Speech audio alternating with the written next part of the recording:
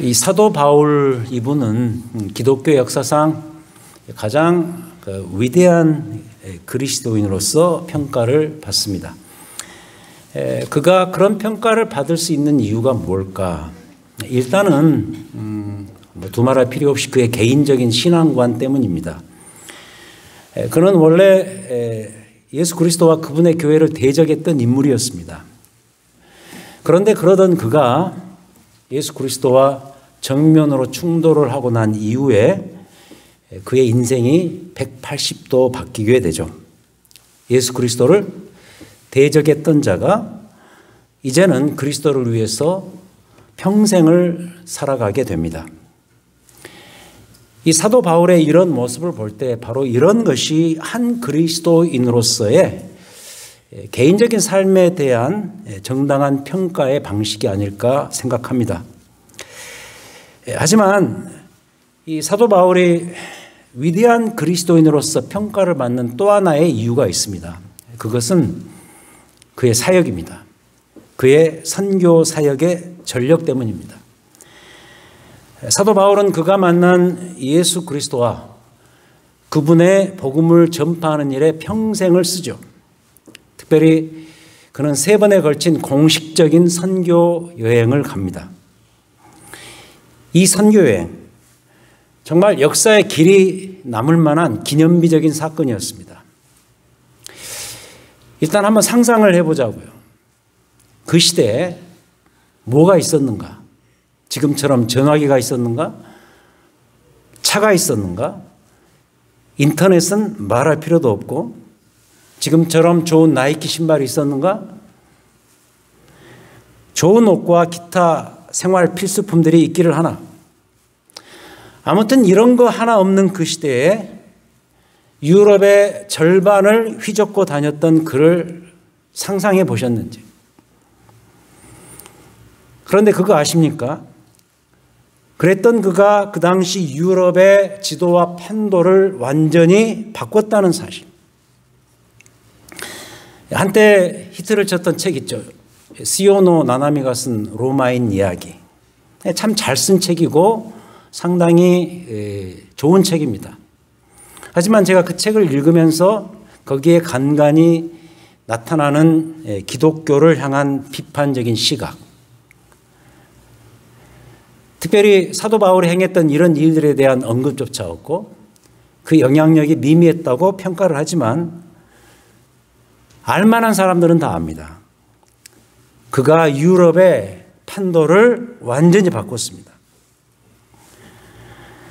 지금 우리가 살피고 있는 이 내용은 이 사도 바울이 3번에 걸친 선교 여행 중에서 가장 첫 번째 있었던 1차 선교 여행 때 일어났던 일들입니다. 그 중에서도 오늘 이 본문은 그 1차 여행의 막바지로 들어가는 지점의 상황입니다. 앞부분에 일어났던 일들을 소개하고 23절부터 28절 마지막까지는 그가 결국 그 모든 선교 사역했던 그 길들을 되돌아가서 결국은 그를 파송했던 안디옥 교회로 귀환하는 그런 장면이 나옵니다. 특별히 안디옥 교회로 귀환하기 이전에 그에게 그럼 어떤 일이 있었는가? 19절을 보시겠습니다. 선교 여행의 가장 막바지에 일어난 일, 19절. 짤막하지만 굉장히 충격적인 내용이 나와 있는데 유대인들이 안디옥과 이고니온에서 와서 무리를 충동하여 그들이 돌로 바울을 쳐서 죽은 줄로 알고 시외로 끌어내치니라. 돌 몇 개 맞은 정도가 아니고 죽은 줄 알고 바울을 시외로 끌어내칠 정도로 심하게 맞았습니다. 스토닝이라 그러죠. 구약 성경에 보면은 특히 신성모독의 행동이라든지 발언을 했을 때 그를 공동체 차원에서 돌로 치는 그런 일들이 있죠. 그런데 사도 바울이 이 일을 당하고 있는데 이 일의 주범들이 누군가? 거기 기록에 보면 비시디아 안디옥과 이고니온에서 온 유대인들입니다.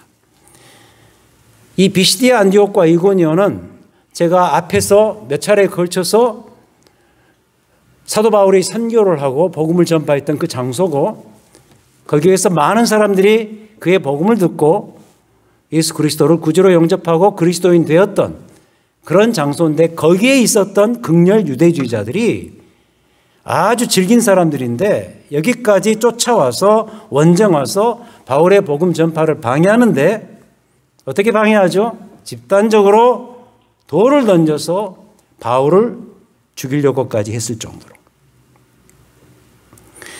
저는 이 지점에서 바울의 심정을 한번 헤아려 봅니다.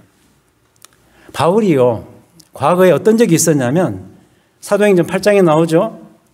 스데반이 돌에 맞아서 죽을 때 바로 이 성전 필요 없다, 그리스도께서 십자가에 죽으시고 부활하셔서 우리의 성전 되셨다라는 그 어마어마한 구원 역사적인 탁월한 설교를 하자 스데반에게 돌이 날아왔죠. 그래서 그가 죽었습니다. 그때 그 옆에서 동조했던 인물이 누구냐면 사도 바울입니다.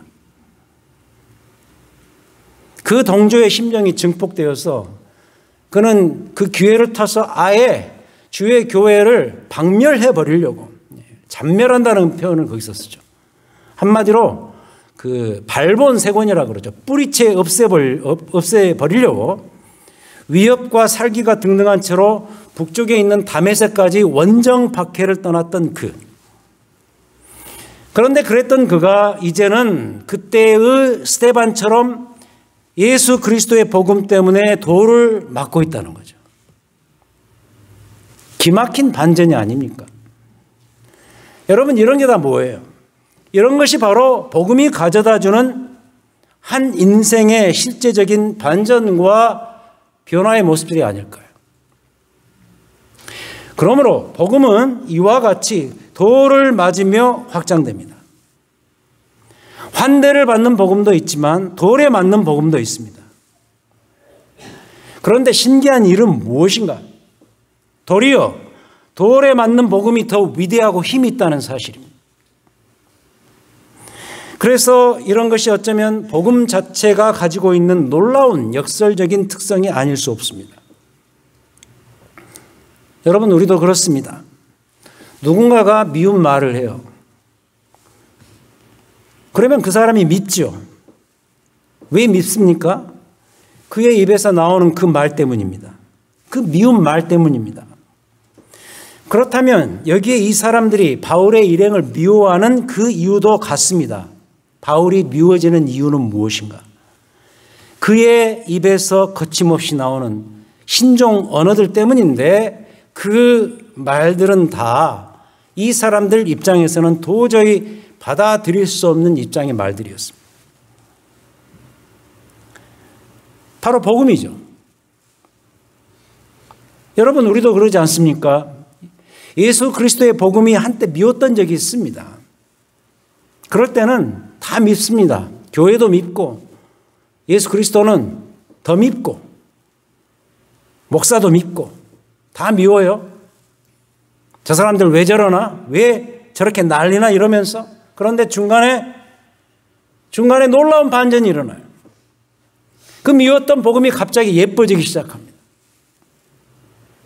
복음이 글자 그대로 내게 인생의 최대의 복된 소식이 되는 그런 때, 반전의 순간이죠. 그러한 때는 갑자기 모든 것이 다 달라져요.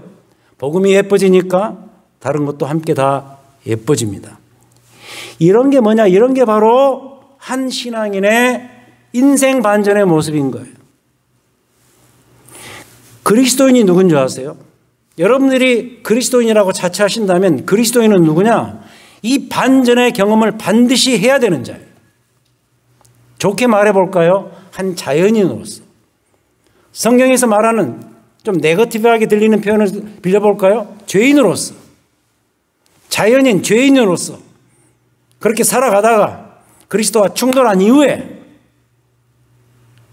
그리스도께 사로잡히고 그리스도를 위해서 사는 그리스도인으로 180도 달라진 인생의 반전, 이 경험을 한 자가 누군가? 그리스도인이에요. 이런 반전의 경험 다 해보셨는지? 경험하셨으니까 지금 이 자리에 이렇게 나와 계시겠죠. 근데 문제는 이 반전의 추억과 이 반전의 아름다운 그 위대한 그 장면들이 잊혀지는 거예요. 이 말씀을 드리는 이유는 추억하시라는 거예요. 내가 그때 그리스도를 만났지. 그리스도를 만나서 이렇게 변화되었지. 새로운 삶을 살게 되었지. 이 감격, 이 위대함, 이 인생의 반전.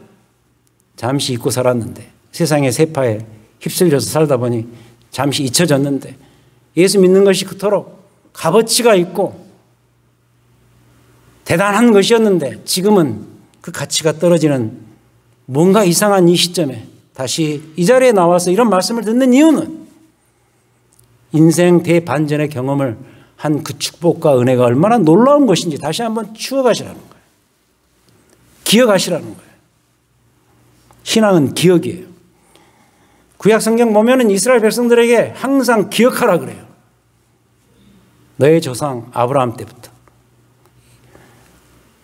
하셨던 그 하나님의 약속을 기억하라. 이스라엘 백성들을 너희의 선조들을 그 땅에서 애굽 땅에서 건져낸 그 하나님을 기억하라. 인생 반전의 경험, 여러분의 출애굽의 경험, 그리스도를 믿고 새로운 변화된 삶의 모습, 이걸 다시 기억할 수 있는 시간이 돼야죠. 그 기억이 우리의 인생을 드라이브하죠. 그럼 이 일이 있은 이후에 바울이 어찌 되었을까? 바울이 여기서 다시 살아나요.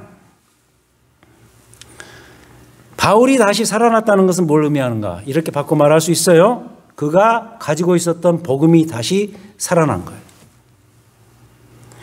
바울이 지나온 루트를 그대로 다시 되돌아갑니다. 20절 보겠습니다.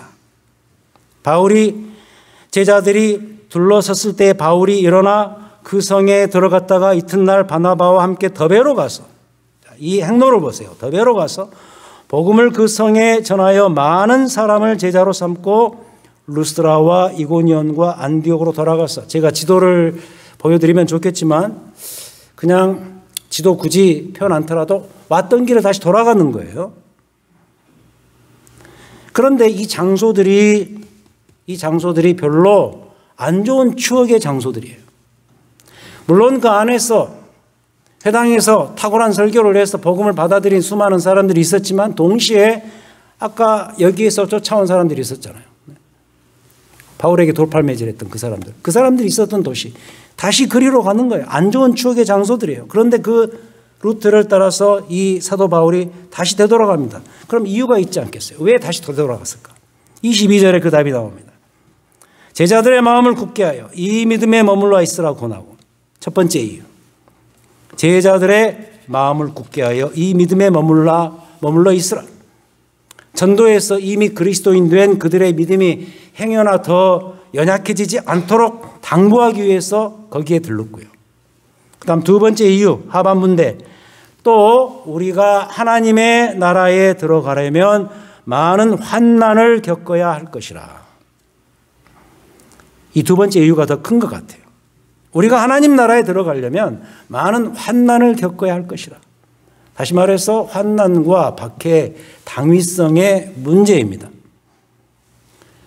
근데 사실 이 이야기는 이 사도 바울이 그토록 따르던 예수 그리스도께서도 이미 하셨던 이야기죠. 마가복음 8장 34절 35절에서 누구든지 나를 따라오려거든 자기를 부인하고 십자가를 지고 나를 따를 것이라. 누구든지 자기 목숨을 구원하고자 하면 잃을 것이요 자기 목숨을 잃으면 구원하리라. 이 명령을 충실히 따랐던 사도 바울도 자기 제자 디모데에게 똑같은 부탁을 합니다. 디모데후서 3장 12절에서 무릇 그리스도 예수 안에서 경건하게 살고자 하는 자는, 굳이 지금 우리식으로 표현하면 신앙생활을 잘 하려고 하는 그런 자는 박해를 받으리라. 이렇게 이야기합니다. 그렇다면 보세요. 이를 볼 때 복음은 증인들의 고통을 먹으면서 함께 자란다. 그럼 물어야죠. 왜 그럴까? 왜 이 복된 소식, 이 복음이라는 것은 고통이 수반되어야 되는 그런 소식일까? 여러분 이해가 좀 잘 안 되지 않습니까? 좋은 소식이라는데 이게 좋은 소식이면 그냥 다 좋아야 되는 거 아닌가? 근데 왜 이토록 모질어야만 될까? 이게 궁금하지 않으세요? 여기에 대한 최종 이유는 이것 때문인 것으로 보입니다. 오늘 말씀의 핵심입니다. 바로 사랑 때문입니다. 다시 말해서 사랑에는 반드시 고통이 뒤따를 수밖에 없기 때문에 복음은 고통입니다. 이런 예를 들어보죠. 무슨 이유에서든 저쪽에서 나를 향해 돌을 던져요. 나를 향해서 돌을 던질 때는 나도 같이 돌을 던지는 것으로는 사랑을 증명할 길이 없습니다. 그가 던지는 돌을 맞을 때 사랑은 그냥 그 자리에 가만히 서 있는 겁니다. 가만히 있지 않고 내가 한 대로 갚아주는 것은 사랑일 수가 없습니다. 심지어 더 나아가서 사랑이란 뭐냐? 돌로 나를 죽이려고 들 때 그냥 그 돌에 맞아 죽는 일입니다. 근데 놀라운 것은요, 이 방식이 분명한 효과를 미친다는 점이에요. 돌 대 돌의 방식은 사람을 결코 감화시키지 못해요. 돌 대 돌의 방식은 사람을 바꿀 수 없어요. 왜 그럴까요? 그 방식은 세상에 너무도 당연한 이치예요. 세상에 너무도 당연한 방식이기 때문이에요. 예수님도 그렇게 가르치셨죠. 산상수훈에서 이 표현 기억하셔야 돼요. 눈은 눈으로 있는 이로 갚으라 하였다는 것을 너희가 들었으나 나는 너희에게 이르노니 악한 자를 대적하지 말라. 누구든지 내 오른편 뺨을 치거든 왼편도 돌려대라. 그러면서 이제 이 모든 내용의 방점은 이렇게 찍으시죠. 내 이웃을 사랑하고 너희 원수를 미워하라 하였다는 것을 너희가 들었지만 나는 너희에게 말하노니 너희 원수를 사랑하며 너희를 박해하는 자를 위해서 기도하라. 예수님의 말씀의 이 부분, 너희는 이걸 들었지만, 이걸 생각해 보셔야 돼요. 너희는 이것을 들었으나. 여러분, 이게 뭐죠? 이런 것이 바로 세상에서 말하는 당연한 이치요, 당연한 방식이에요. 세상은 그래요. 법의 방식이에요. 우리의 당연한 이성적인 생각들에서 다 온 거예요. 그 좋은 예가 뭔지 아세요? 아주 심플한 예인데 여러분 그 복수극 드라마를 보시면서 함께 흥분하면서 좋아하는 우리의 본성이죠. 제가 여러분들에게 이렇게 말은 하지만 저도 이 복수극을 좋아하거든요. 너무 통쾌해요. 주인공의 복수가 시작되면 몸 저 밑바닥에서 어떤 도파민 같은 것이 막 올라와요. 그리고 같이 때리고 같이 죽이고. 이 말이 그래서 틀리지가 않아요. 법 대 법으로 해야 된다는 것을 너희가 들었으나 내 이야기예요. 우리 이야기예요. 너무 당연한 거예요. 근데 이 당연함이 언젠가는 무너지더라 이거예요. 당연함이 무너져야 복음이에요. 예수 그리스도의 사랑이 담긴 복음이 이 인간의 당연함을 무너뜨리기 때문에 그때부터 시작이에요. 그래서 복음이에요. 복음은 뭐예요? 결국 이 하나님의 세상의 이치를 무너뜨리는 사랑에 대한 소식이에요. 그리스도의 십자가. 고린도전서 1장에서 그토록 지혜를 추구하는 헬라인들에게는 그리스도의 십자가는 지혜가 아니에요. 그토록 표적을 원하는 유대인들에게는 그리스도의 십자가는 결코 저 위에 달린 그분이 우리의 왕이야라고 판별할 수 있는 기적이 못 돼요. 어떻게 우리의 왕이 우리의 메시아가 저 위에 올라가서 처참하게 죽을 수가 있어? 지혜가 아니고 기적이 아니에요. 근데 하나님은 세상의 그 정리와 생각을 뒤집는 거예요. 그게 뭐예요? 그게 십자가예요, 여러분. 그게 하나님의 사랑이에요. 아들 그리스도의 십자가를 통해 드러난 하나님의 사랑의 소식, 바로 복음이에요. 그래서 굿뉴스예요. 우리가 아직 죄인 되었을 때 그리스도께서 우리를 위하여 죽으심으로, 항상 이 구절 제가 이야기하죠.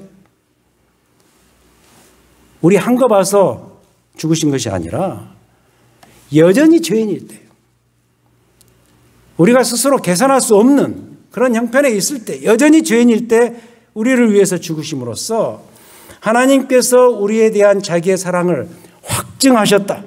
컨펌하셨다. 증명해 보이셨다. 그 이야기예요.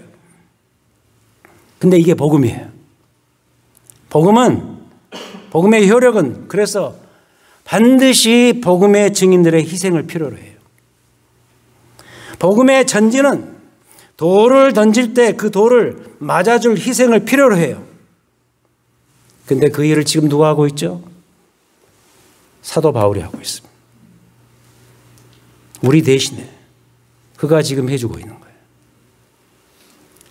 그러니 결론적으로 말씀드리자면 이상하게 생각하지 마세요. 이제부터. 어떻게 복음이고 좋은 소식인데 왜 이렇게 모질해야 될까? 왜 이렇게 많은 사람들이 희생을 필요로 해야 될까? 이상하게 생각하지 마세요. 복음의 세계에서는 이게 더 정상이에요.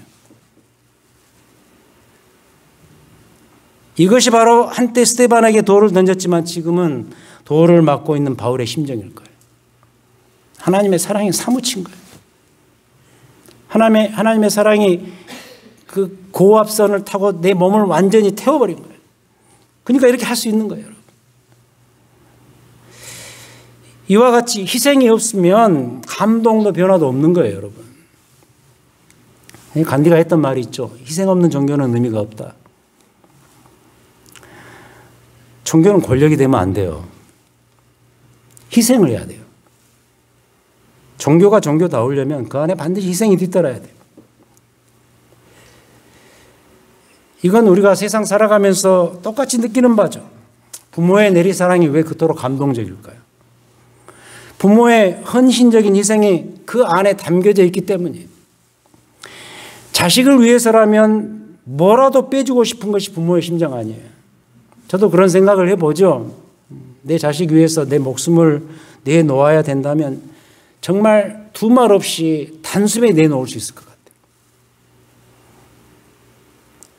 기독교 신앙은 두말할 필요가 없죠. 그 내리사랑의 원조가 기독교 신앙 아니에요. 하나님의 사랑 아니에요. 그 사랑을 받은 교회, 그래서 희생해야 돼요. 세상을 위해서 희생해야 돼요. 군림하려고 하지 마세요.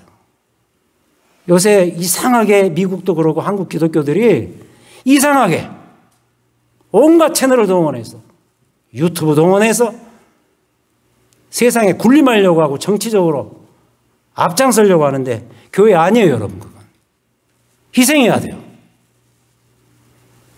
목회자, 교회의 리더십, 교인들 위해서 수고하고 희생시켜야 돼요. 교인들 위해 군림하려고 하면 안 돼요. 그래서 사도 베드로가 그의 편지에서 그러죠. 너희 중에 있는 하나님의 양무리를 치되 억지로 하지 말고 하나님의 뜻을 따라 자원함으로 하며 더러운 이득을 위하여 하지 말고 기꺼이 할 것이며 맡은 자들에게 이 부분입니다. 주장하는 자세로 하지 말고 양무리의 본이 되라 그래요. 한마디로 희생해라. 하나님의 사랑으로 희생해라. 그래야 교회가 된다는 거죠. 신앙이에요. 반드시 희생이 뒤따라야 돼요. 희생이 있어야 사랑이 느껴지고 사랑이 느껴질 때 감동과 변화도 오는 거예요. 여러분. 그런데 그 희생을 실천해온 인물들이 역사적으로 있어요. 초대교회 때부터 2000년이 지나오는 동안에 이 사도 바울을 비롯해서 수많은 순교자들이 있었고 그 뒤로 이 복음 전파를 위해서 아니 하나님의 사랑을 전하기 위해서 수없는 고통을 당하고 심지어는 죽임을 당한 이들이 있었어요. 우리 한국도 그랬어요. 완전 미지의 나라 아니에요, 그 시대. 우리 조국에 와서 성경과 복음을 전했던 신앙의 선친과 그들의 수고와 희생 덕분에 지금 우리가 이렇게 건재하는 거예요. 이 좋은 예배당에서 편안하게 하나님을 즐거워하며 감사함으로 넉넉한 여유의 마음을 가지고 이렇게 예배 드릴 수 있는 이 환경의 축복은 그분들의 수고 덕분이에요. 그분들의 희생이 있었어요. 감사하셔야 돼요, 여러분. 복음은요, 고난을 먹고 자라는 거예요. 이런 하나님의 사랑을 자신의 고통으로 전시했던 믿음의 선친과 영웅들의 헌신과 희생 때문에 우리가 이렇게 지키려고 하는 이 복음은 지금까지 건실하게 잘 자라왔고 지금 그것을 이렇게 누리고 있음을 기억하셔야 돼요. 오늘 이 말씀을 드리는 것은 기억하시라는 거예요. 그냥 온 거 아니에요. 대충 이루어진 거 아니에요. 감사함이 있어야죠. 사도 바울이 갈라디아서 6장 17절에서 이렇게 고백을 해요. 오늘 말씀의 결론인데 이후로는 누구든지 나를 괴롭게 하지 말라. 그러면서 이런 이야기를 하죠. 내가 내 몸에 예수의 흔적을 지니고 있노라. The marks of Jesus. 그리스도의 흔적을 지니고 있노라.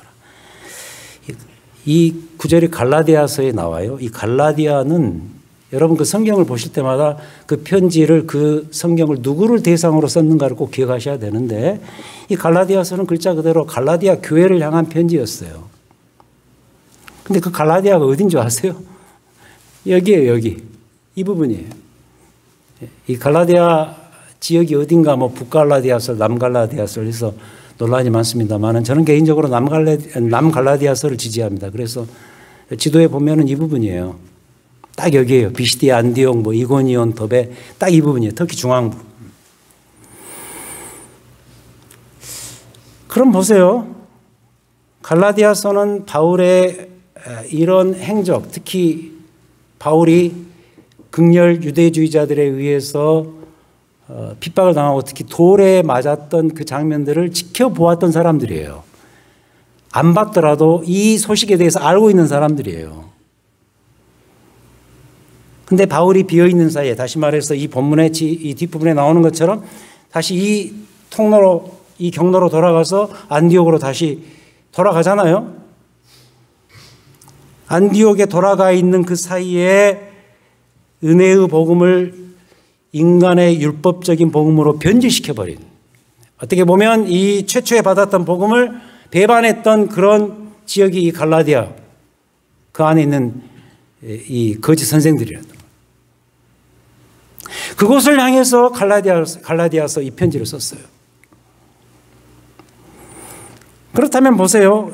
이 사도 바울이 여기서 말하고 있는 흔적 갈라디아서 6장 17절에서 말하는 예수의 그 마크 흔적이라는 게 뭘까? 학자들은 거기에 다 동의하는데 그때 날아 들어왔던 돌이 남겨줬던 상처라고 보는 거죠. 여러분 그 돌 죽을 정도로 돌에 맞았으면 그 몸에 상처가 한두 군데였겠어요. 피멍이 들었을 것이고 지워지지 않는 피멍이 들었을 것이고. 근데 이 사도 바울이 그 육신의 상처를 여기서는 되레 뭐라고 말하죠? 그게 예수의 흔적이었다. 내 몸에 이 상처는 예수의 흔적이다. 이런 가슴 떨리는 고백 아니에요.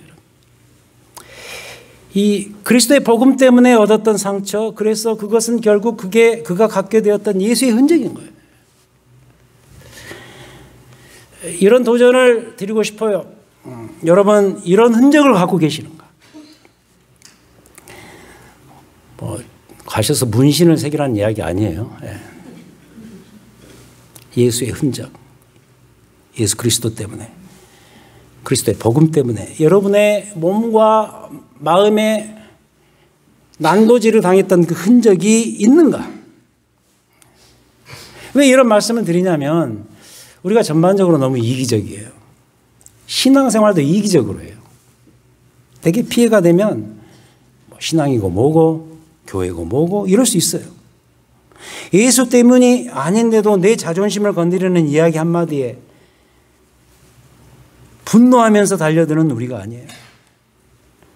나 조금 손해보는 것에 대해서만큼은 극도로 힘들어하는 우리 아니에요.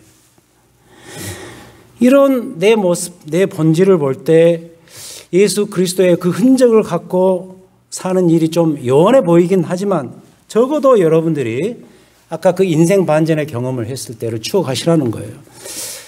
내가 한 자연인으로, 한 죄인으로 살다가 그리스도를 만나서 그리스도인 됐을 때 여러분들이 지울 수 없는 여러분들의 어떤 영적인 고향과 장소가 있을 것이고 그때 가졌던 어떤 삶의 흔적이 있을 거 아니에요. 그걸 추억하시라 이거예요. 그 흔적을 품고 살겠습니다. 누구든지 나를 괴롭게 하지 말라. 나는 예수의 흔적을 지녔노라. 이런 흔적을 품고 사는 사람들이 누구냐? 그리스도인 아니에요. 기도하셔야 돼요. 구하셔야 돼요. 우리가 살면 얼마나 살겠어요? 남은 생에 살아가시면서 그리스도의 흔적을 품고 사는 자. 주님, 저도 이런 예수의 흔적을 갖기를 원합니다. 그리스도의 그 복음 때문에 이런 상처 한번 얻고 싶습니다. 이 흔적 품고 살 수 있도록 그 흔적을 내게도 우리 교회에게도 주시옵소서. 이런 기도, 이런 간구, 이런 고백이 있는 우리 자신의 삶과 우리의 교회가 되기를 우리 주님의 이름으로 축원드립니다. 주님 감사합니다. 그저 감사할 뿐입니다. 예수의 흔적을 품고 살았던 위대한 우리 신앙의 선친들의 수고로 인해서 우리가 이토록 아름다운 교회의 현장에서 함께 하나님을 예배하고 십자가의 복음을 축하할 수 있게 된 것이 얼마나 감사한지, 이것을 이제 누릴 뿐만이 아니라 우리의 남은 삶을 통해서 예수 그리스도의 복음을 증거하는 데 우리의 삶을 쓸 수 있기를 소원합니다. 우리가 가지 못하는 곳에서 복음을, 이 위대한 복음을 증거하기 위해서 수고하시는 종들을 위해서 구하고 그들에게 협력할 수 있는 넉넉한 마음들도 주시옵소서. 하나님 아버지, 어떻게 해서든 이 교회가, 우리의 삶이 그리스도의 흔적을 품고 살아가는, 사역하는 그런 교회, 그런 우리의 삶이 될 수 있도록 인도해 주시옵소서. 이제 이 흔적을 품기 위해서 새로운 삶을 출발하기를 원하오니 주께서 함께해 주시어서 놀라운 하나님의 성령의 역사가 우리 가운데 임하기를 간절히 소원합니다.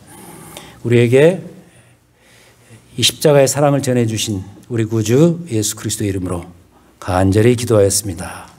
아멘.